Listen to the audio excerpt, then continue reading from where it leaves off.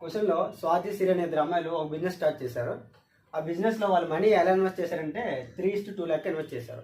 అయితే ఆ బిజినెస్లో ఒక ప్రాఫిట్ వచ్చింది. ఆ ప్రాఫిట్లో 5% చారిటీకి పోయింది. అయితే మిగిలిన దాంట్లో స్వాతి అనే అమ్మాయికి 798 వచ్చింది. అయితే మొత్తం ప్రాఫిట్ ఎంత అని కొనుక్కోమన్నాడు. ఫస్ట్ స్వాతి సిరి అనే ఇద్దరు అమ్మాయిలు బిజినెస్ స్టార్ట్ చేశారు కదా. స్వాతి అండ్ సిరి అనే అమ్మాయిలు 3:2 లెక్క మనీ ఇన్వెస్ట్ చేశారు.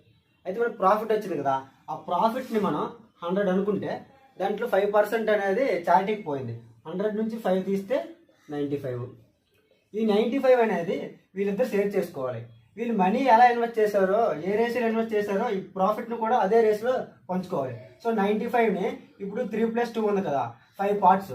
ఈ 95ని మనము 5 పార్ట్స్ చేస్తే 1 పార్ట్ వాల్యూ 19 అవుతుంది.